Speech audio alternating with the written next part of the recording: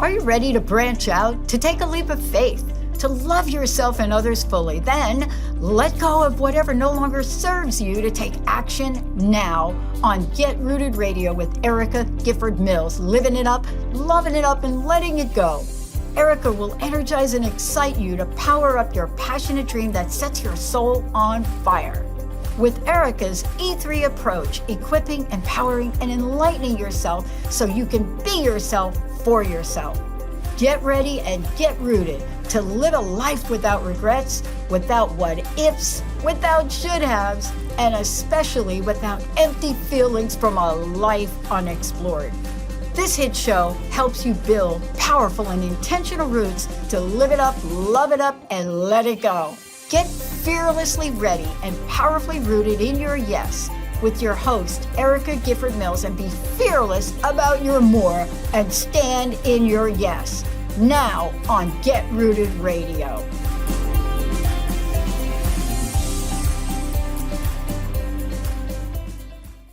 Welcome, everyone. I am Erica Gifford Mills, and you are listening to Get Rooted Radio, living it up, loving it up, letting it go, right here on Transformation Talk Radio. A big shout out to my producer today, Jessica. Jessica, how are you doing? I'm doing very good. I'm very excited to be here. It's a special treat always to produce your show, Erica. And I love to have you. We don't get to talk as much, well, especially when I was out. But I am glad for today's show because I really think you will enjoy it.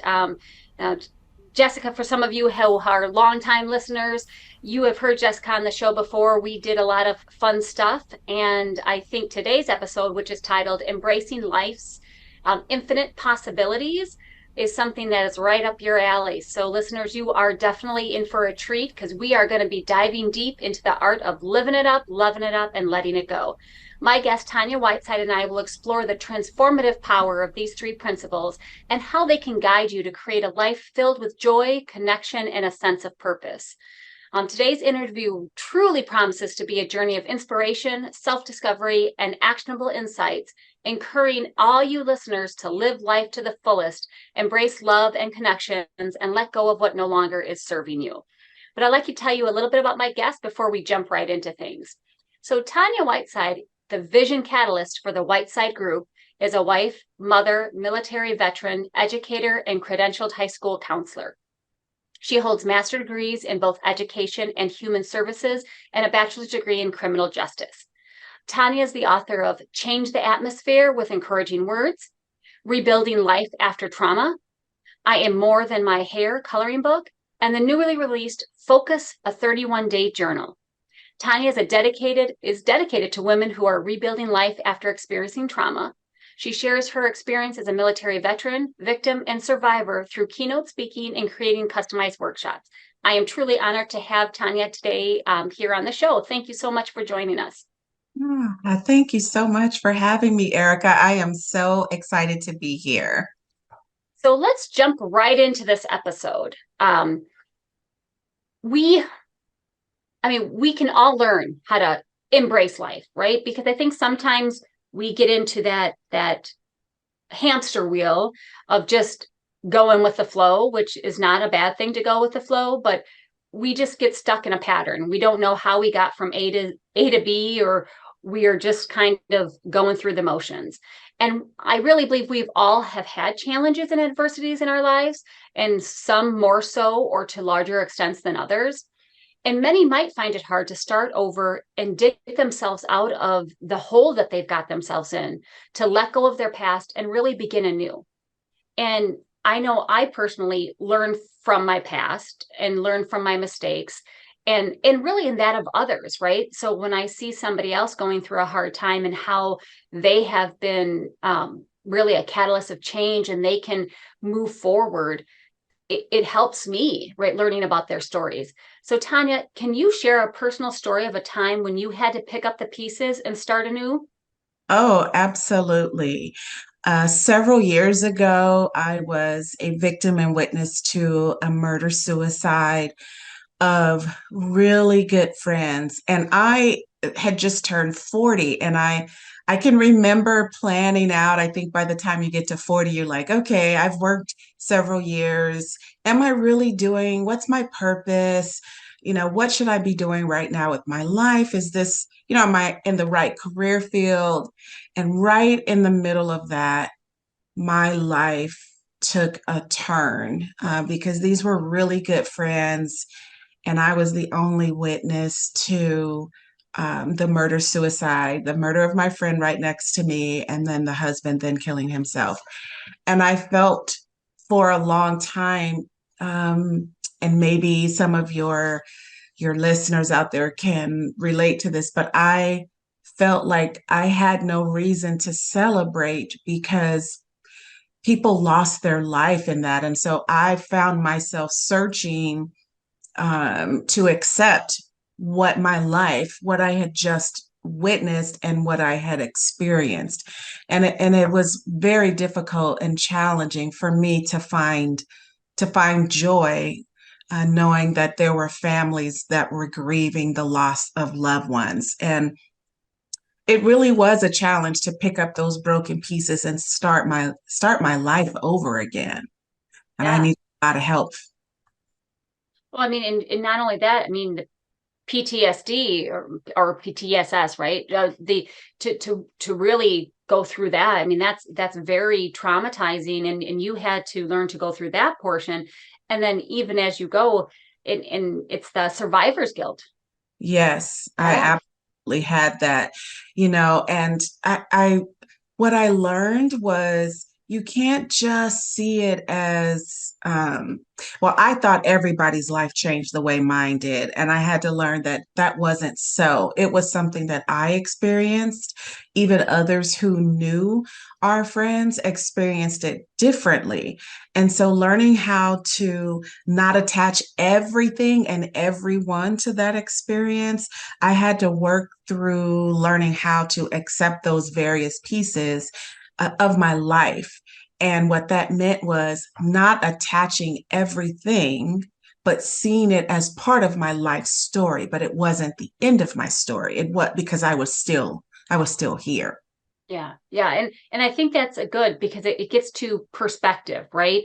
What might happen to me, we could be sitting right next to each other and go through a same experience, but it's going to be taken potentially very differently for both of us Absolutely. based on our previous happenings in our lives or our previous experiences, and just as individuals, and going through people, it's like people's perspective. One person can say something and it means nothing to one person, and yet could greatly offend or cause angst or anger in somebody else. And I think this is another example of that. We Yeah. can't assume Mhm. what somebody else is going through, but I think we can all empathize. It's that sympathy and empathy, right? And Mhm. having that. So what advice do you have for individuals who may be struggling to move forward after a setback or hardship or a challenging experience? I would say don't attach yourself to the outcome. You are not the trauma that you experienced. Again, see it as hard as it is, as part of your life story. It is not the end of your story. And I think when we attach ourselves to the outcome, that's when we're hurt. That's when we're angry or we're frustrated because other people, like you said earlier, they're not experiencing it the same way. Even if we had the same type of experience, we're going to view it, we're going to move through it differently at different speeds, at different pace. We may use different resources, but do not attach yourself to the outcome of that, because when you do, you are now looking at everything through that lens, and it makes it really hard to move through it. I think when you do that, you take it, it is an experience, and we want to grow through that one experience, but it's not the end of the story. And I think it's also having that mindset and courage, right? Because change is Absolutely. constant. I Yes. mean, change is everywhere. But how can one cultivate the mindset and courage needed to embrace change and create that fresh start? You've got to find the resource and align yourself with someone that's moving in the same direction.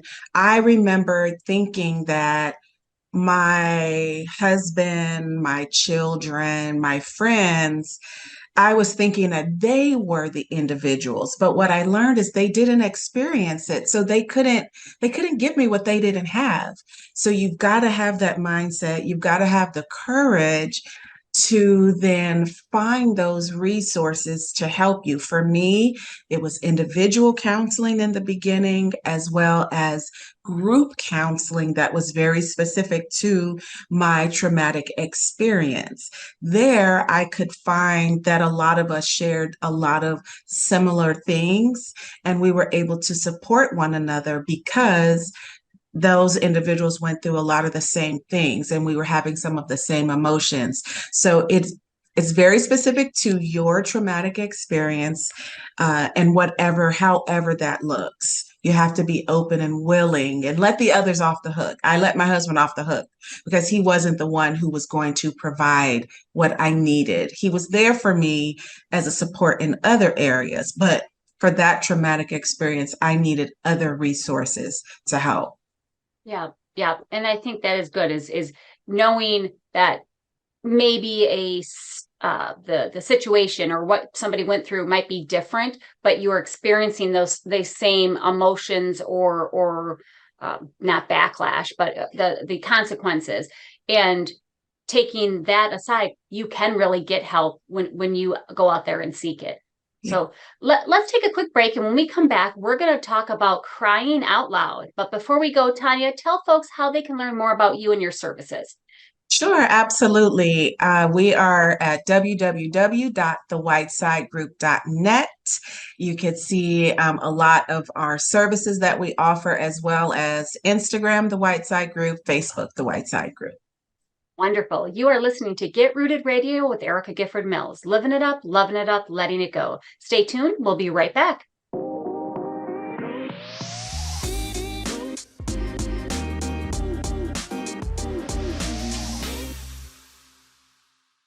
Welcome back to Get Rooted Radio with Erica Gifford Mills. Living it up, loving it up, letting it go. If you missed any portion of today's episode, you can catch it on getrootedradio.com. That's getrootedradio.com. Don't forget to subscribe online to receive the latest news, events, specials, and words of encouragement. Go to getrootedradio.com. Welcome back to my guest, Tonya Whiteside. Thanks for being on the show today, Tonya. Thanks for having me. I'm so happy to be here, Erica. So during the last segment, we discussed kind of picking up the pieces and embracing a fresh start. In order to do that, we need to be prepared and willing to release emotions that go with picking up those pieces. Yeah. Now, personally, I have a problem being vulnerable, right? I want to be seen as that strong person. And I have gotten better, being somewhat forced to do with my cancer diagnosis, but it's been hard. And don't get me wrong, I know it is necessary. And sometimes having a good cry just feels amazing. But why is it essential to allow ourselves to cry out loud and express those emotions?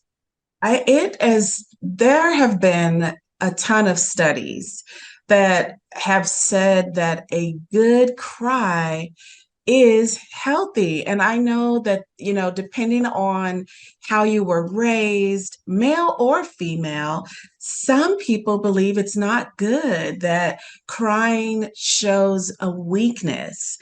But in actuality, it does not. A good cry is so good for you. And especially they say that women are five times more likely to cry, than a man, but it doesn't mean a male can't cry. It's the release that happens in the body. And then I know I could go to sleep after a really good cry. But I also learned that some people prefer to cry alone. Some people can cry in a group. And I know for me, I don't think I ever cried so much. I didn't think that I had those many tears, but I even learned to set a timer. Erica, would set a timer, and it kind of depended on what I was going through. Yes, if I wanted to just have a moment. I had no words, but I just felt like crying. So I would set a timer, but I would be alone. And when the timer would go off, then I would get up and I would go back to what I was doing. But I learned that a good cry is healthy. It is not a weakness, it's healthy. It is. I mean, and I completely, even though I have a hard time with it, and it's not necessarily crying, it's showing that vulnerability, which to me, when I say that out loud, it sounds ridiculous because I encourage other people to do it. And we know it's not a sign of weakness, asking for help, having to be dependent for something that you need. I mean, last week was perfect example for me. I needed help. And if I needed that help probably 6 months ago, I would have been extremely stubborn and would not have allowed it. And that would have caused me a bunch of problems. But being able to cry and show the pain or show sadness or show those emotions, because it was not only physically challenging, but also mentally challenging. It is so important to let it, because if you hold that stuff in, I mean, it's not good physically, mentally, anything for you emotionally. But how can individuals, because it's hard, right? It's hard to do that, especially if you were ever, I don't want to say trained, but you were raised in a way that you don't do that. That's personal. You don't show that emotion. You don't, real men don't cry, or you do that in your space of your own home, right? Which we all know that's not true. But how can individuals cultivate that emotional resilience and turn vulnerability into a source of power? Yeah, and you don't need a reason. I think that was the first thing that I learned. Especially, I don't just cry because something's wrong. There's the dramatic cry, or there's the happy tears. It starts in all of the experiences that we have. So if we get out of the mindset that we only cry if this happens, we don't. And I've Great learned that, point. you I mean, if you have children, or if you have loved ones, or you experience a loss, then sometimes those tears come without even trying. But I think getting it out of "you only cry if this" is one way of understanding that you don't need a reason to cry. And I think for me now, even if after going through a traumatic experience, I mean, one that was very traumatic for me, I feel the tears coming, and they don't stop. So whereas before I could control where, and when I cried, now I can't. They will come. It'll be maybe for a moment or two, and I gather myself and I'm okay. But I now allow myself to have that emotion without feeling like I could only cry during a certain time. So considering that you don't need a reason, get out of boxing it in, to a particular category. And that has been very helpful with my healing of going through a traumatic experience. It's helped me in other traumatic experiences. That's a very good point. Is not having to have a reason, and allowing it, right? Because quite frankly, sometimes it sneaks up on you and you don't have a reason. You don't have an explanation. You don't have why it's coming. And if you don't fight it, right, just go with it and have that. And I also think I like what you said earlier about setting a time to just let that emotion out, whether it's crying, maybe it's anger, maybe it's disbelief, right? Just to let yourself have those feelings, feel the Yes. feelings. Yeah. Yes. Feel the feel. And I think when we look at it like that, and we look at it as a source of power, that will get us to the point where then it's more normal. It's a regular habit. And when we get into that regular habit, then it becomes easier just to keep moving with it. Right. And we have day-to-day stress, daily stress. Things are happening all the time. We go through pain, we go through highs and lows. And sometimes I say, I could just cry right now. And sometimes I do.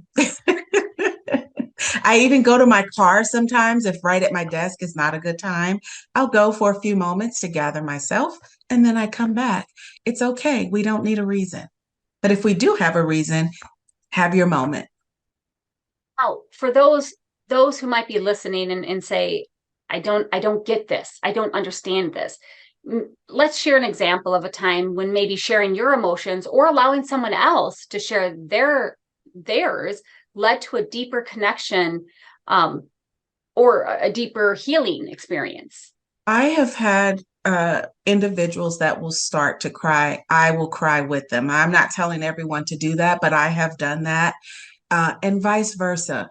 I don't, I no longer say, oh, I'm so sorry. I'm so sorry for crying, because I'm not. If I'm having an emotion, I allow myself to have the emotion, and vice versa.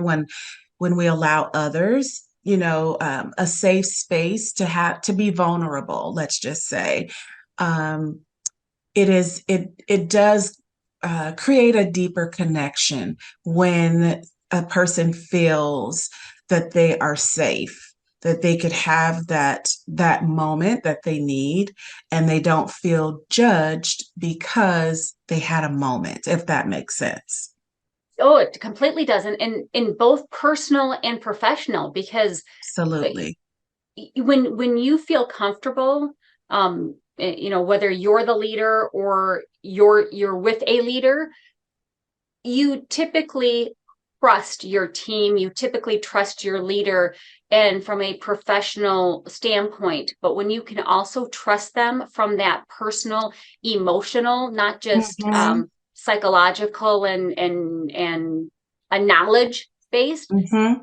that connection that you can then, and the things you can do, Mm-hmm. is even better. And I think Absolutely. that is very important, and it makes complete sense. And I don't think we do enough of that in Right. our personal, in our professional lives. Personally, somebody might be, you're with friends, you're with people that you love and trust because you have that relationship. And sometimes at work, because we're like, work is work, and you don't bring your personal business into work. I'm calling a little BS, folks, because you can't always separate that. No. You take things with you. You take things when you leave work and go home. You take things from home to work, and having the ability to know that you are able to do that and you can trust that is Mm-hmm. important. Absolutely.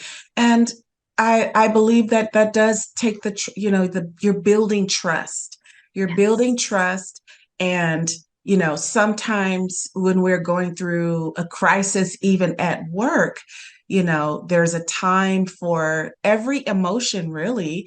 And crying is an emotion. And I think sometimes we forget that it is an emotion. We need to allow ourselves all of the emotions, the happy, the sad, the angry, and with that sometimes comes tears. And so allowing ourselves to have that shows, every part of the team that, you're trusting each other and you're relying on each other. So it definitely, even in the workplace, if it happens, it shouldn't be looked at as a weakness. Yes. So folks, get ready to cry out loud, right? Yeah. Let's take that quick break. And when we come back, we're going to discuss how you can clean the clutter to make room for more. Tonya, before we go, tell listeners how they can reach you. Sure, absolutely. Our website is www.thewhitesidegroup.net, and we are also on Instagram, The Whiteside Group, and Facebook, The Whiteside Group. Wonderful. I am Erica Gifford Mills, and you are listening to Get Rooted Radio, living it up, loving it up, letting it go. Stay tuned. We'll be right back.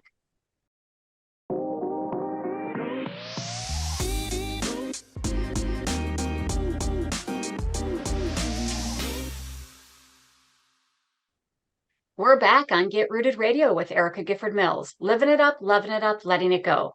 Don't forget to visit getrootedradio.com to listen to a replay of this episode, other episodes, sign up for our helpful tips, and learn about upcoming events. That's getrootedradio.com. Welcome back to my guest, Tonya Whiteside. Tonya, thank you so much for being with us today.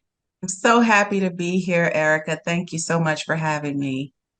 Of course. Now, during the last two segments, we discussed picking up the pieces and crying out loud. And even during the break, we were talking amongst ourselves about how it is earning that respect and that trust of others personally and professionally when they can see the vulnerable side of us and really moving forward, that we can have those moments of vulnerability, of crying, of expressing emotions. We didn't unpack and stay there. We moved on. And I think it is earning those people's respect and trust that way. So if you are ever hesitant about showing those emotions, don't be, because you can earn and receive the trust about allowing it as well. Absolutely. Yeah. I'm happy about this next area that we're going into because, oh man, let me tell you, the closet and decluttering. Boy, if I had the best closet in the world, let me tell you, I would still need to go in there and take things out, because don't we do that? Don't we add things to our closet, not necessarily taking things out? I equate that to our life. We take on a lot of responsibilities. We keep adding and adding and adding to our plates. And that's where the analogy of decluttering that closet, we've got to take some things out. A while ago, there was a show on TV, and the host, Stacey London, was talking about the show was called What Not to Wear. Did you ever see that show? Oh, I love that When show. you said Stacey London, I was like, oh, yes. Well, she said, as we add things, we need to take things away. And isn't that the same thing as a reflection in our life? We take on responsibility. Sometimes it's because, oh well, I'll give it to Erica. I know she can handle it and she can do it. But yet Erica didn't take other things off of her plate. So now she's picked this up, and I'm guilty of that. I am guilty of doing a lot and not taking things off of my plate. But then what starts to happen? You're exhausted, then becomes irritability. Then, maybe projects are not being completed, or it's not your best. As we're adding things, we need to take things off. So now, in life as well, I keep a bag in my closet, and when I add something new, I take something out and put it in my donation bag. So I do that thanks to Stacy. And it is a wonderful feeling. And then, my other show, now I'm thankful for the opportunity to have worn other things. And I don't tell myself anymore, oh, well, I want to keep it because one day I'll wear it again. No, I've had it, move on. I'm adding new things. And it's the same in life. If it comes around again when I don't have so much on my plate, then I'll pick it up again. But we have to learn how to declutter those things in our life. Yeah, and I believe we can all relate to that feeling of being out of control when we're Mhm. surrounded by that chaos and that clutter, that junk. And if you missed right before this segment, we've said that we're going to talk about decluttering to make room. And Mhm. it's not just decluttering physically, it's mentally as well. And, Mhm. because we want to talk about what are the benefits, what are the strategies, and what is the relationship, right, to having the clutter or decluttering and minimizing to have that fulfilling life. So, what are the benefits and some practical tips one can take to declutter their life, both physically and mentally? Sure. Number one, it is part of healing. And I know we don't always think about that. When we go through experiences or traumatic experiences, I know for me, I wanted everything to go right back to normal. I didn't want to miss a beat. I felt like I had to continue going the same pace, doing all the same things. But what I learned is I really needed to sit down and kind of make a list of things at that moment that I needed to keep on my plate, and then things that I could put later, or things that I just really needed to let go of, because there was no way that I could continue at the same pace, same speed, doing all the same things. So we do have to take a look, maybe make a list of and prioritize creating that for ourselves, and say no without feeling guilty. And I know a lot of people, especially me, had a hard time saying no. So learning how to say no and not feel guilty, but create that list and prioritize those things that you need. And then those other things that you don't need, see if either you could delegate it, or say no and not feel guilty about it. Because, it is November, folks. November. So saying no, and it's setting boundaries and boundary management. I could talk boundary management all day. It's making sure that, is this bringing you not just is this bringing you joy, but is it bringing you purpose in your life? Is it bringing you happiness, or is it weighing you down, causing you pain, causing you anxiety? Because as much as I hate the expression, because it was so overused during the pandemic, is the new normal, but you do have a new normal. Right. After you go through something traumatic, you are changed. It doesn't necessarily mean you're changed for the worse, right? You might in the beginning feel like that, but you do have a new normal. And how do you move forward? Because you have to let go of things in order to get to where you need to be. And I think that's a question. Yeah. I mean, that's a question that we want to answer for our listeners, is how can that decluttering lead to a more abundant and purposeful existence? Yes, I had to accept it. For the longest time, I did not accept it. I really thought that I was moving the same way until someone told me that I wasn't. So the most important thing was I had to tell myself the truth about myself. I am not the same person. As much as I wanted to be, you might as well say that I died that day as well, because I could never be that Tonya again prior to that experience. There was no way. And then you have to look at doing one thing at a time. As you are examining everything and peeling back layers, we can't put it all back together at the same time. So that when you are prioritizing, you're looking at what is the most important thing that you have to do, and you are paying attention to what it's costing you. If you're not taking care of those things, then trust me, other things are going to the wayside. It's costing you something, whether good or bad. So you have to address those things, but learn to do them one at a time, and then go back and take a look. But you have to first accept that it is different. It is a new normal. Another word we used during the pandemic was pivot. Yeah. We have to pivot, but it's very true. Those things, and they help. You will find that you can find more healing when you tell yourself the truth about yourself, and you're working on one thing at a time. Yeah. And that is, we laugh about it just because it's, it was overused, but it's true. You do have that new normal. You do have to pivot, because if we don't accept the change, we may not have to like it, right? There's plenty of things in life that we don't like, but you have to accept it and then move forward. And it's moving forward in a different way, which I think can be very beneficial, because there were times where you didn't know maybe so much what was holding you back, or you were saying yes to so much, or you weren't letting your emotions, you weren't crying out loud, right? You were packing everything in so that you could try to be that old version of you without people knowing. So with that, in your personal experience that you went through, where did, when simplifying your life, have a profound impact on your what was something that you did that really impacted you the What was most?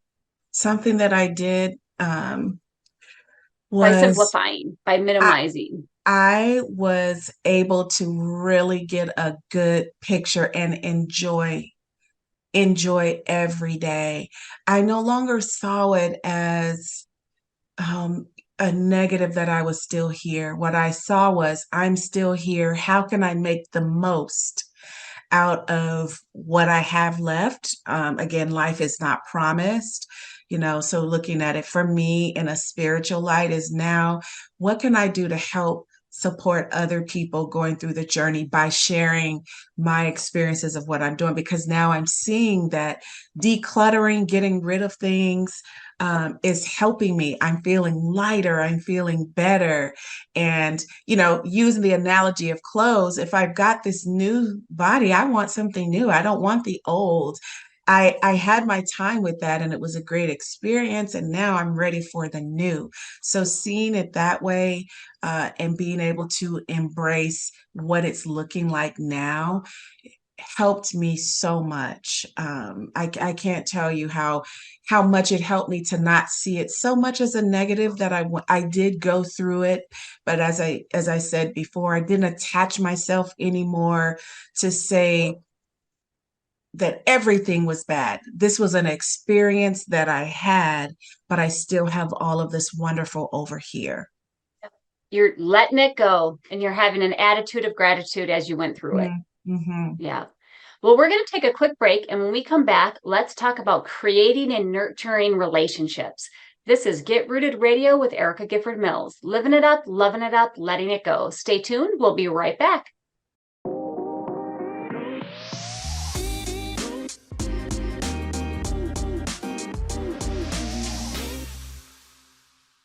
Welcome back to Get Rooted Radio with Erica Gifford Mills. Living it up, loving it up, letting it go. If you missed any information during the last segments, go to getrootedradio.com. That's getrootedradio.com to listen to the replay. Don't forget to subscribe, sign up for tips and special events and pricing for upcoming coaching sessions at getrootedradio.com. Welcome back to my guest, Tonya Whiteside. Thanks for being on the show today. Can you tell listeners how they can learn more about you, your services, and reach out for more information? Absolutely.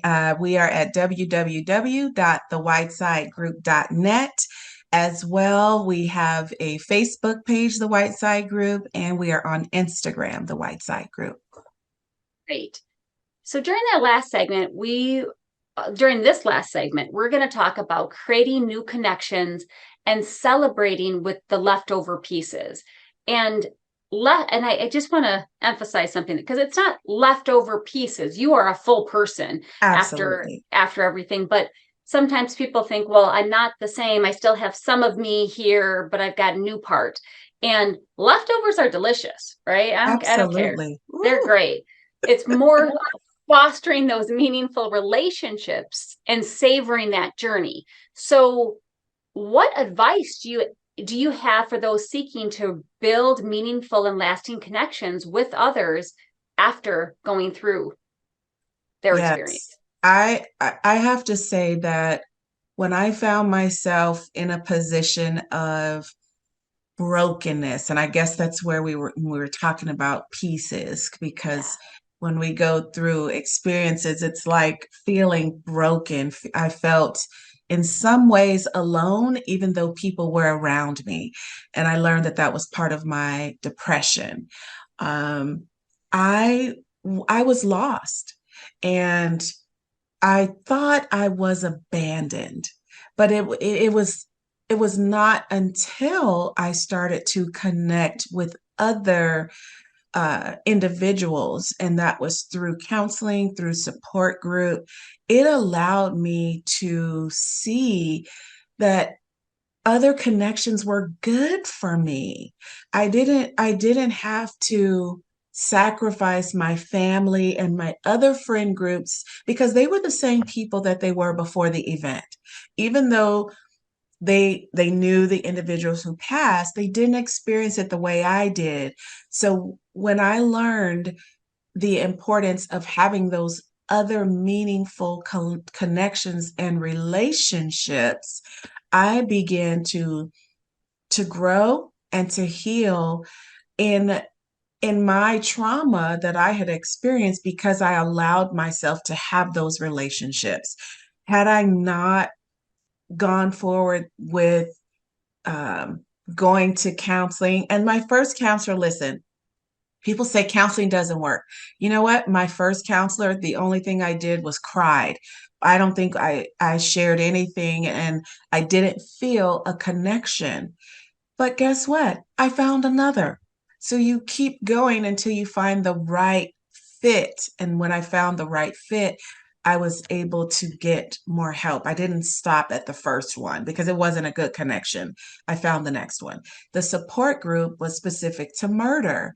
So everyone in the group had experienced murder in some way. So the more specific you can get, and then my family allowed me when I felt the emotion that, we were talking about, when I felt myself getting angry or getting frustrated, I could say it out loud. And my family allowed me the space. I would say, I'm going to go to the room. I'm not feeling great right now.